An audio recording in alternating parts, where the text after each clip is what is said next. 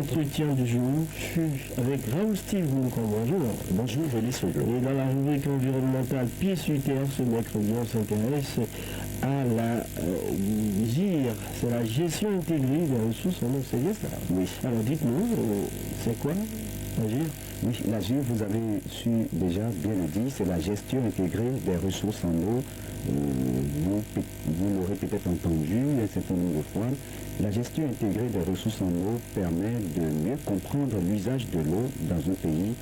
La GIR, selon les spécialistes, est un processus qui favorise le développement et la gestion coordonnée de l'eau, des terres et autres ressources connexes en vue de maximiser le bien-être économique et social qui en résulte de façon équitable. Ceci dans le but de ne pas compromettre la pérennisation des écosystèmes vitaux. La gestion intégrée des ressources en eau est un processus qui favorise le développement et la gestion coordonnée de l'eau afin d'assurer à tous le bien-être, ce qui permet de ne pas compromettre également l'environnement. Alors Raoul, quel est l'objectif de la GIR? Oui, l'eau est une ressource vitale et tout le monde le sait. Tous les secteurs ont besoin d'eau et si nous appartenons à un secteur, nous devons nous poser la question de savoir si l'utilisation que nous faisons de cette ressource permet aux autres d'en jouir également. Et qu'est-ce que nous faisons? Qu'est-ce que nous laissons aux générations qui viendront après nous? C'est la logique dans laquelle nous devons nous inscrire. Nous devons développer désormais le sens du partage dans la gestion de l'eau, l'eau étant une ressource pour tous.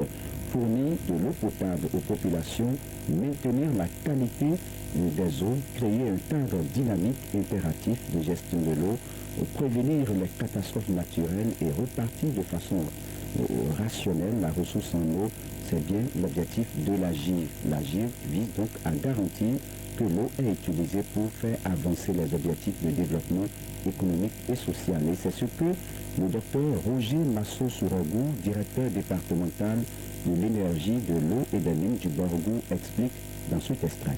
Aujourd'hui, nous avons les ouvrages, nous prélevons, nous travaillons et nous utilisons l'eau. Est-ce que notre usage de cette eau nous permet de garantir la bonne utilisation de la même ressource après 100 ans, après 200, pour des générations futures? Est-ce que ce que nous faisons aujourd'hui n'est pas nos activités régaliennes? Est-ce que nous sommes en mesure de laisser les autres jouir au même moment que nous, ceux qui sont dans les autres secteurs? Donc ceux-là aussi ont le même droit pour que l'eau soit utilisée de façon holistique, de façon globale, qu'on ne s'en tienne pas à un seul secteur. L'agriculteur a un point d'eau commun que l'éleveur. L'éleveur a un point d'eau commun que le pêcheur. Ainsi de suite. Ceux-là doivent rester ensemble, constituer une équipe pour pouvoir gérer la même ressource et laisser cette même ressource à la génération future. Donc c'est l'objectif de la GIR. L'objectif de la GIR est de maximiser le bien-être au niveau de l'économie et au niveau social afin de conserver les écosystèmes vitaux. Alors, Raoul, qu'est-ce qui se fait concrètement pour atteindre cet objectif? Oui, ce qui se fait concrètement pour atteindre cet objectif dans notre pays, c'est la sensibilisation que le ministère de l'eau fait à travers ses bras opérationnels que sont les directions départementales.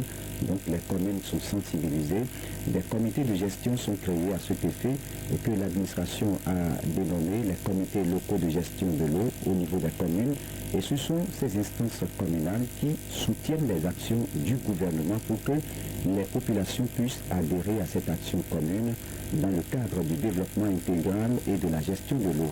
Et tout ceci permet d'éviter des conflits parce que autour de l'eau, il y a des conflits dans le monde et c'est ce que le directeur de l'énergie, de l'eau et des mines du Borgou explique. On écoute le docteur Roger Masso-Sourogou.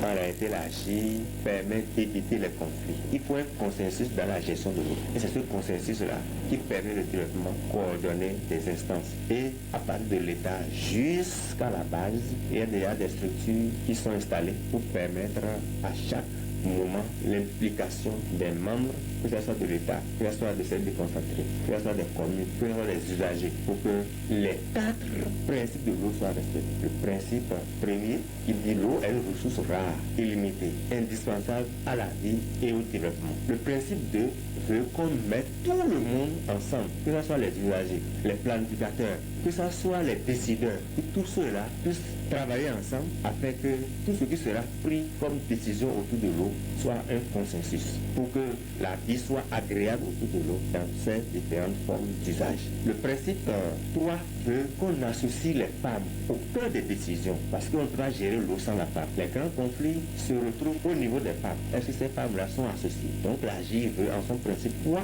qu'on associe les femmes dans les prises de décision parce que c'est elles qui travaillent, c'est elles qui puisent l'eau, c'est elles qui sont au cœur de l'usage de l'eau. Le principe 4, qui est un principe très important, veut que l'eau soit considérée comme une denrée économique et qu'on la prenne telle qu'elle est. Donc, René Sogo, la gestion intégrée de la ressource en eau permet une plus grande collaboration dans la gestion de l'eau. Et il a dit qu'il faut qu'il y ait une collaboration, ce qui constitue une démarche qui vise à anticiper sur d'éventuels conflits. Il est donc urgent de mettre en place un cadre logique de gestion qui concourt à l'atteinte de ces objectifs. Et voilà, merci à vous, Raoul Steve Bourreton.